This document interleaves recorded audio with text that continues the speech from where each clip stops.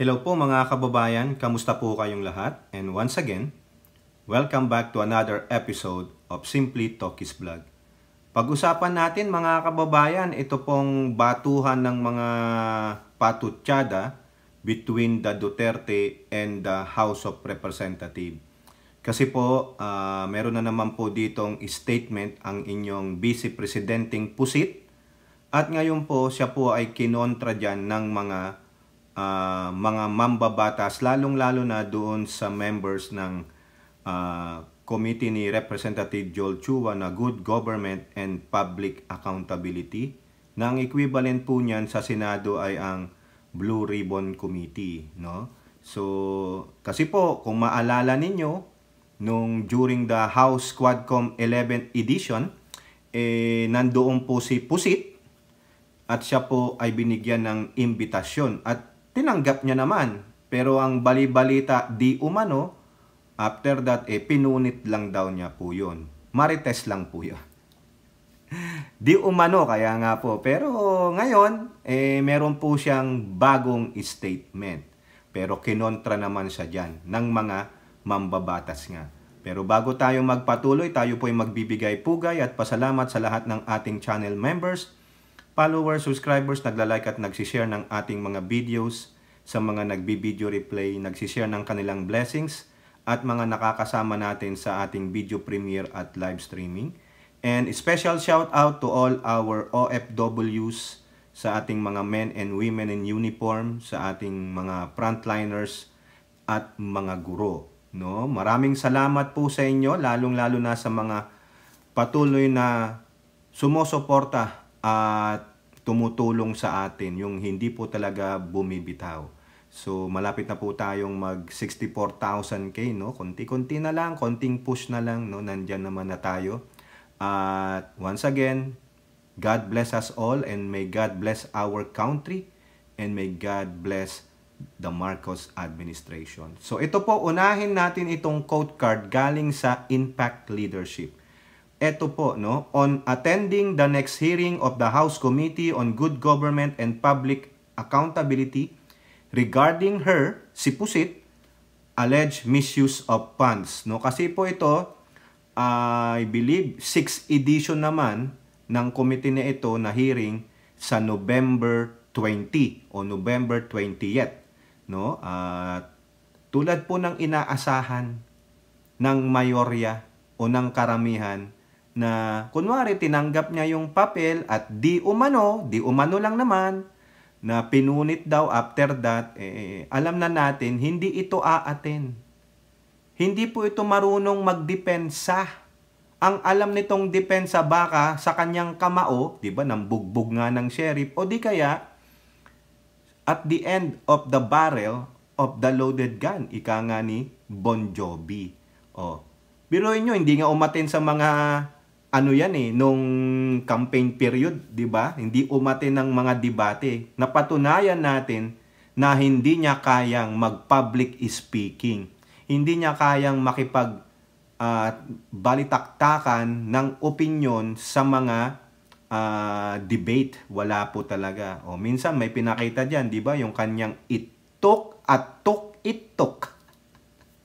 Wala po talaga. Tapos pag ma-ambush interview, nagiging childish, nagiging immature. Yung mga pronouncement niya, di ba? Meron dyan, latest na naman. Makikita nyo that this family, the Duterte, cannot be taken seriously.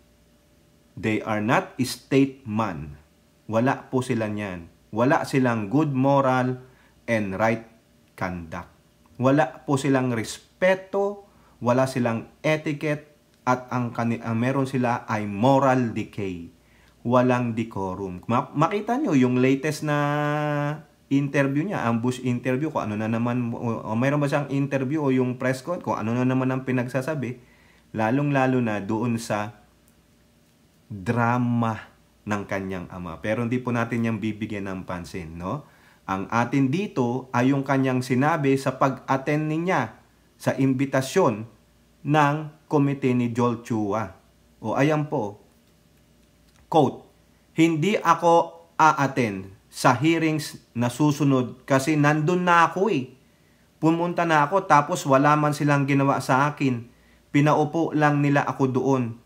Pero we plan to send a letter. O letter na naman, statement na naman. Galing ano? We plan to say why and then I plan as well to submit an affidavit about the confidential funds under oath din naman yung affidavit na yon.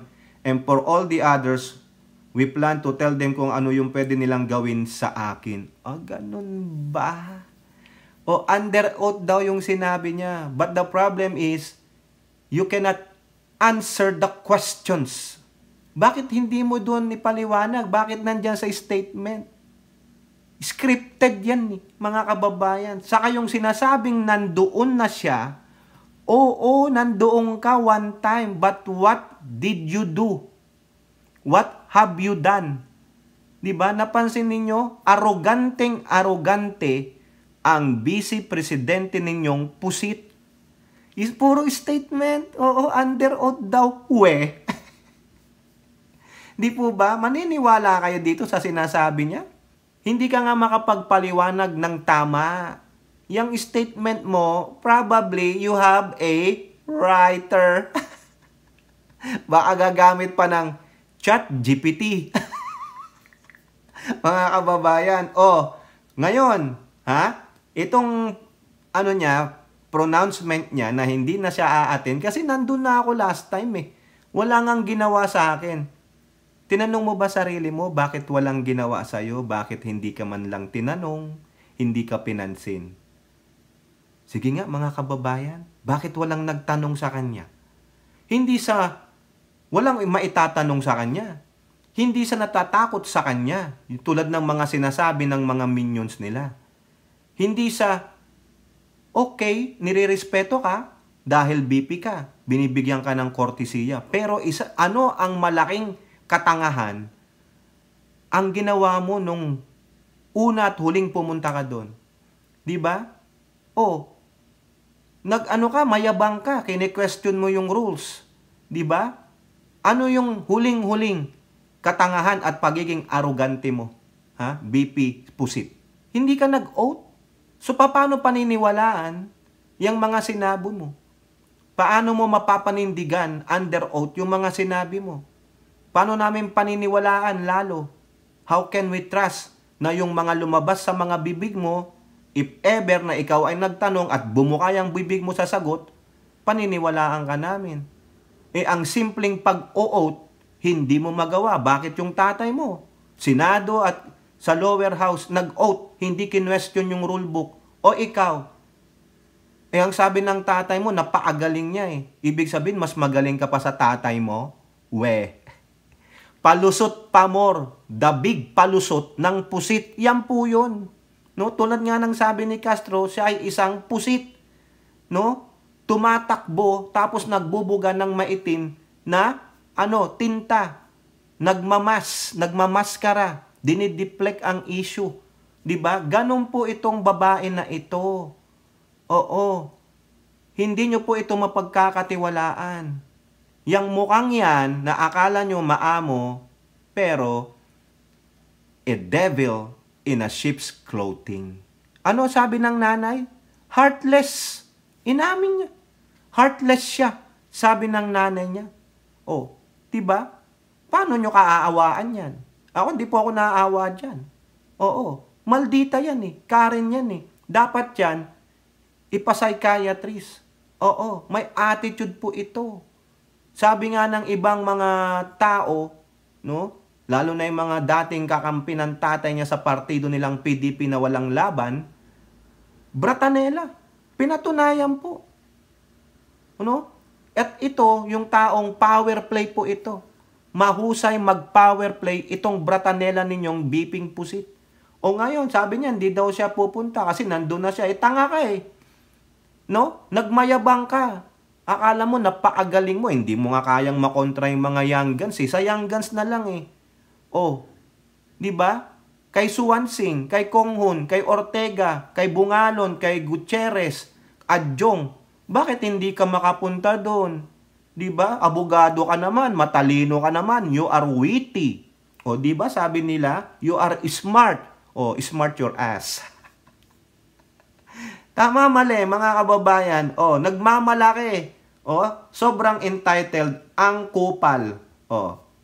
Ngayon, ano ang sabi diyan ng mismong chairman ng Komite ng Good Government and Public Accountability na si Representative Joel Chua o Joel Chua? Politiko. House Panel Chief refutes Sara Duterte's one invitation claim. No? Kasi sinasabi niya, nandun na ako eh. Wala namang ginawa. At sabi pa siguro, isang beses lang naman akong naimbitahan. Ha? O, ngayon, nagsalita po ang chairman.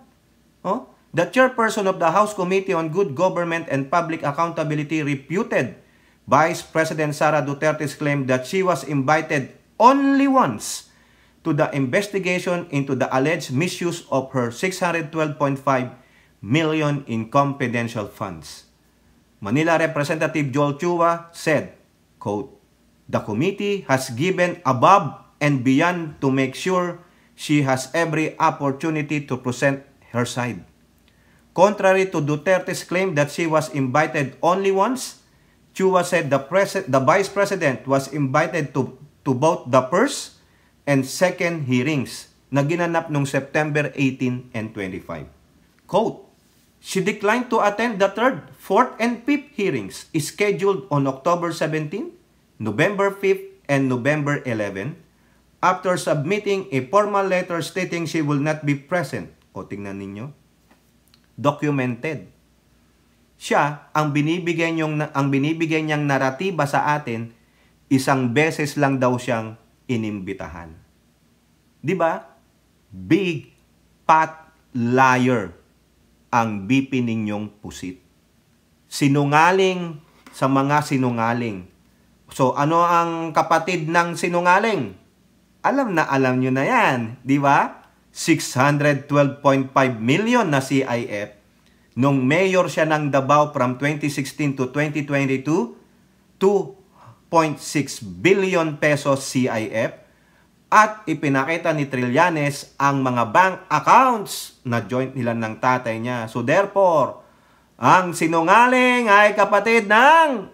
kayo na po ang magduktong, mga kababayan. He said Duterte attended the first hearing but refused to take her oath. Oh, di ba? Ayun. Ayun yung katangahan mo. Ayun yung kagagahan mo. Ayun yung kayabangan mo at pagiging arugante mo. You are arrogant beyond compare. BP Sara Tamilmil Pusit Duterte Carpio. You think you are above and almighty. You are so entitled, Bratanela, heartless person. Hindi ka nag-take ng oath, you refuse, you are questioning the rules of the committee. O ayan. You refuse to take your oath to tell the truth. So therefore, whatever you will say, whatever will come out to your mouth, cannot be trusted. Cannot be believable. Unbelievable yan. Kasi hindi ka makapag-take ng oath. Di po ba? Do you swear to tell the truth, but nothing but the truth, so help you God? O baka naman walang puso sa kanya, kaya hindi siya makapagsabi ng tell the truth with the aid of God. Di ba, mga kababayan? O, para lang tayong Harry Potter dito. Gawa ganon-ganon, di ba? Alice Guu. Buti pa yung mga ibang resource person. They swear to tell the truth. Ha? Except yung Chief Legal Counsel ng OBP. Pareho silang pusit. The reason why lawmakers did not ask her questions. O, nakita mo? Tapos magmamalaki ka sa amin. We have seen your true colors. Parang sa awit lang yan. True color, shining true. And what is shining true to you?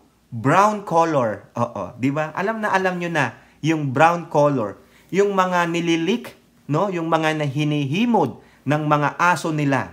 Yung po yung mga favorite ice cream nila. The brown ice cream.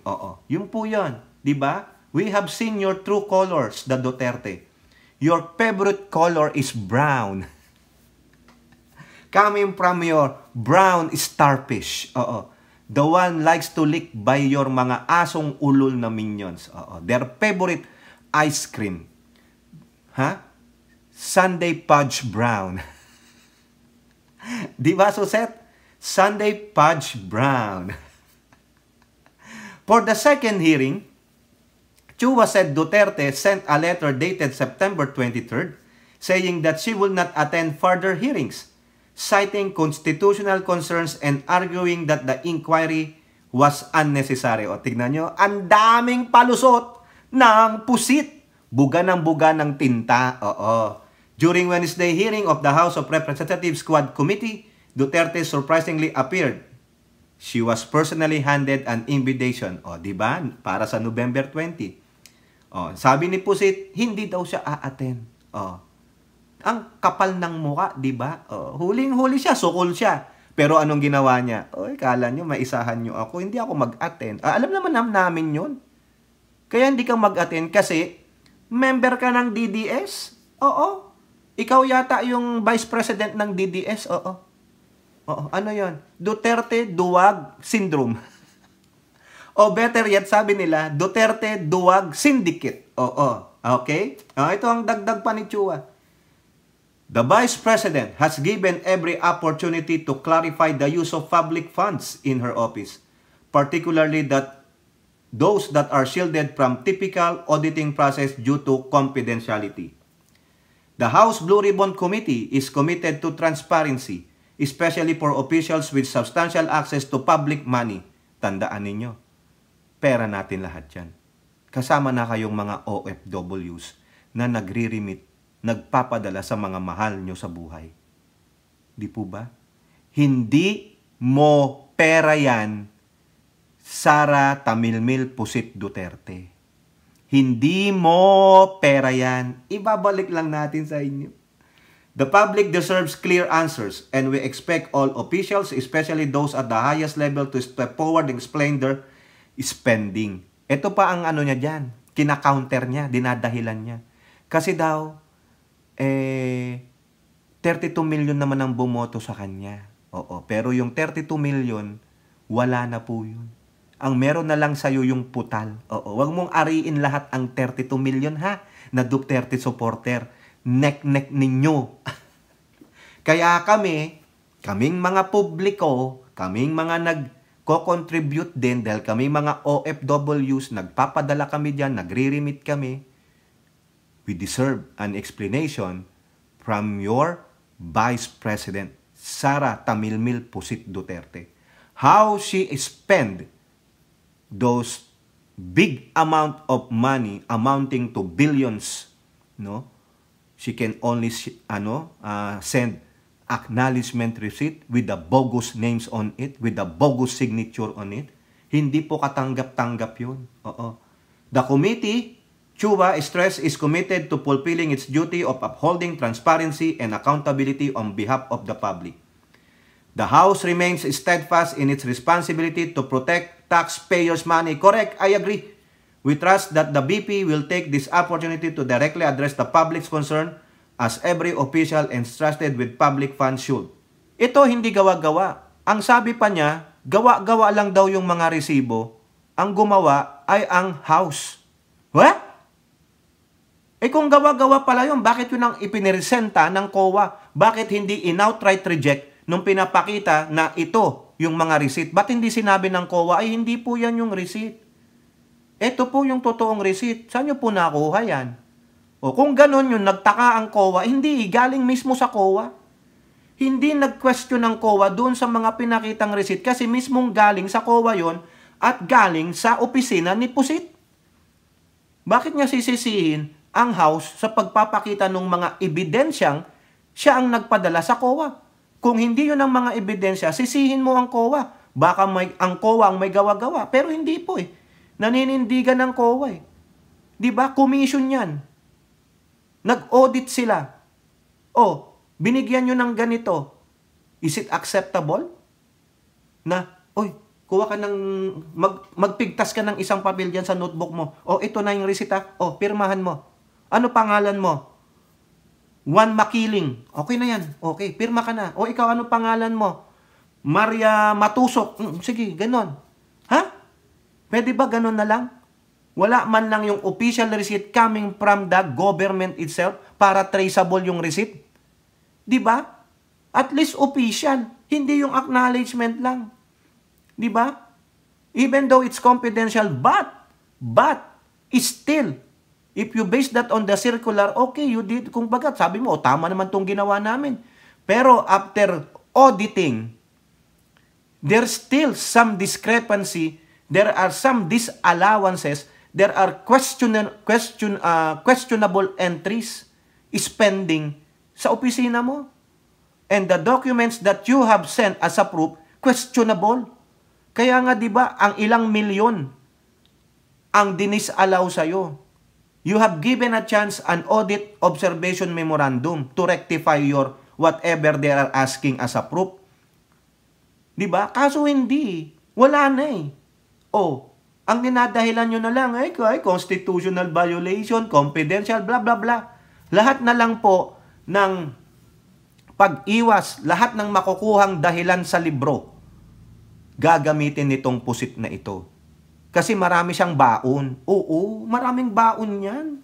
Mga ganyan, yung mga bratanela, yung mga tinatawag ditong Karen, yung mga bitch, mga biatch, kung tawagin. Maraming baon yan. Hindi mauubusan yan. Mauubusan lang yan pag yan talagang cornered na. Wala na. Pero baka pag cornered pa yan, pumapalag pa yan eh. Nagre-resist pa sa'yo. Anong gagawin? Anong sabi ng tatay niya? Sige, mag-resist ka. Di ba? Sabi ng tatay niya, sige, encourage ninyo, manlaban. Oh. Di ba? Oh, yan, naninindigan po si Representative Joel Chua. You are not only invited once as you are claiming. Several times. 5 times you were invited. You only went there once, but because of your bad attitude, wala kang good moral and right conduct, you don't respect your fellow government officials, no? Dapat nga hindi ka nire-respeto eh. 'Di ba? Respect begets respect. Pero yung pinakita niya, wala po eh. Ito yung isang halimbawa na hindi mong ipakita sa mga anak mo, lalo na sa mga paslit, lalo na sa kabataan.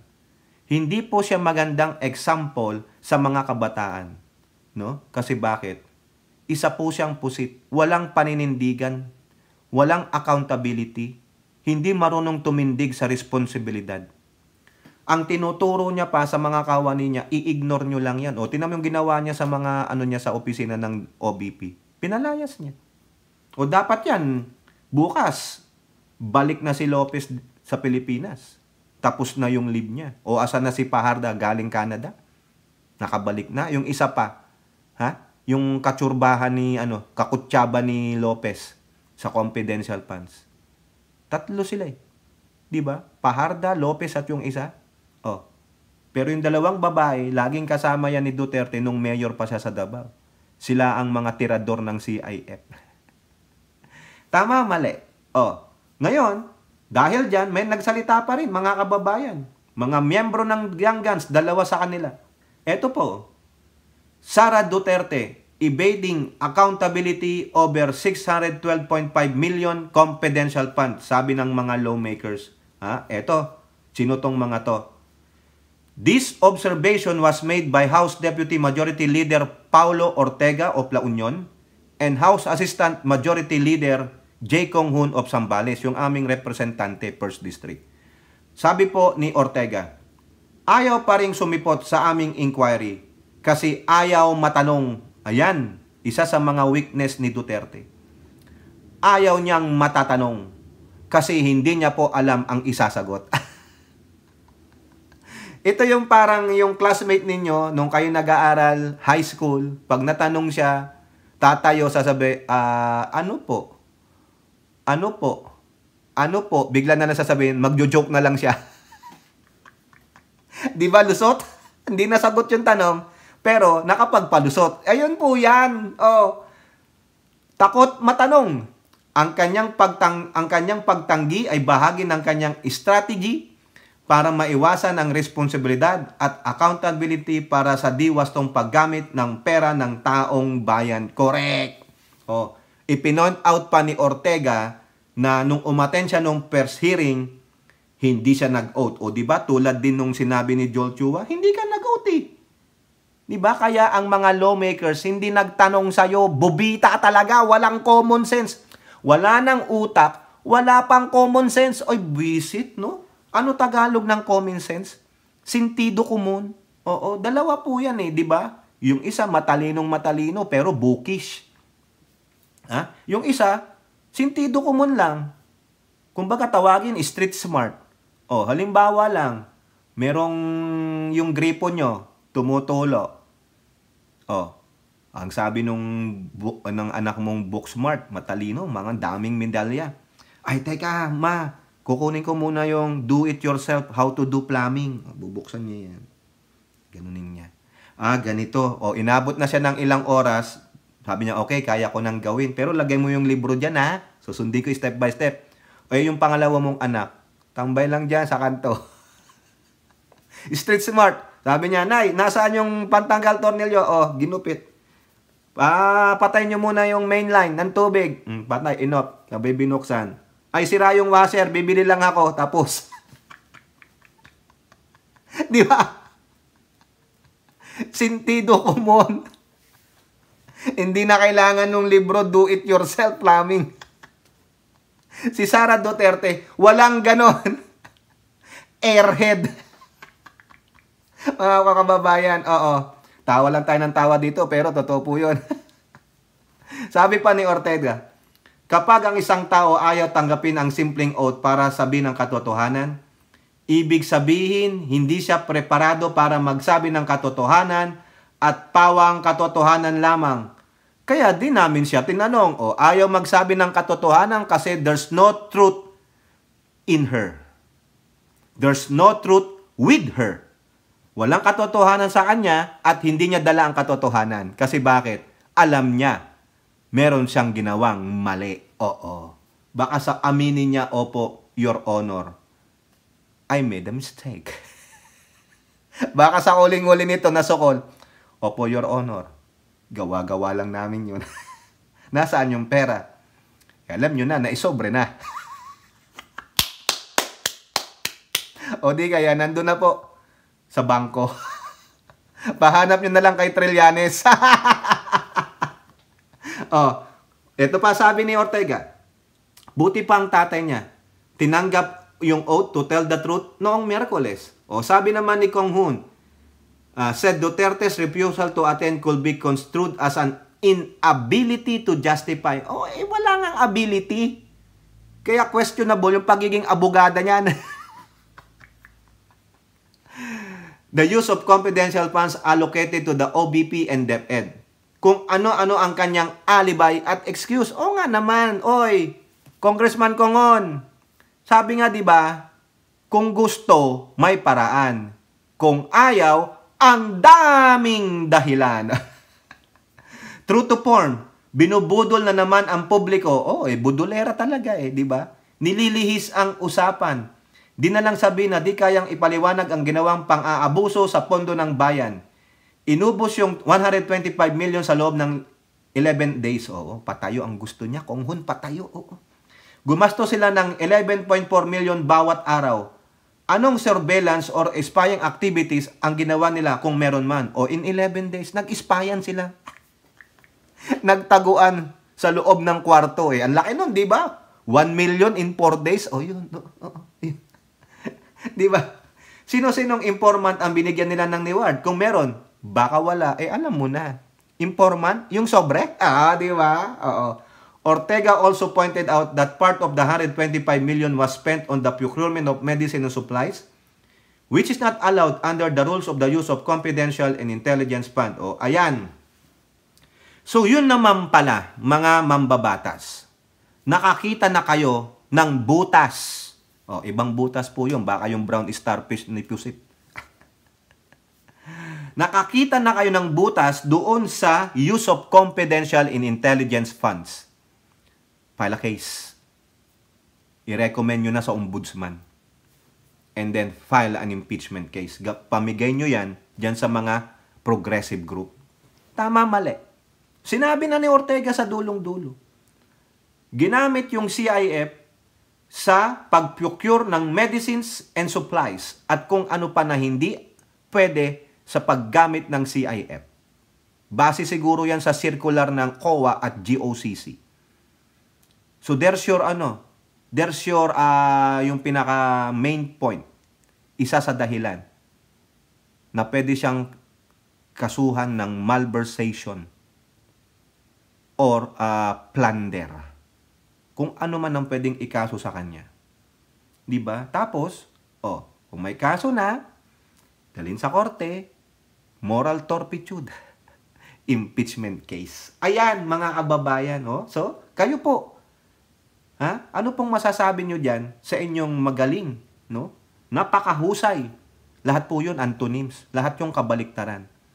Sa inyong napakawalang kwenta, arugante, nagmamarunong, hindi makapag-take ng oath kasi ayaw magsabi ng katotohanan. So, pwede ba nating sabihin na walang katotohanan sa babaeng ito? Ano lang ang totoo sa kanya? Siya ay heartless. Sabi na ng nanay niya yun, inamin niya. Siya ay isang pusit. Bakit? Ayaw matatanong, laging umiiwas, tumatakbo sa responsibilidad at accountability. Ano ang ginagawa, sabi ni Kunhun? Laging umiiwas, laging may dahilan, nagbubuga ng maitim na tinta para i-deflect ang issue. Mawala ang issue sa kanya. She have a narcissistic personality disorder. May problema to, mga kababayan. So, dapat madaliin na to ng mga progressive group, tulad ng Bayan Muna, at ng iba pa na ihanda ang impeachment case sa pusit na ito.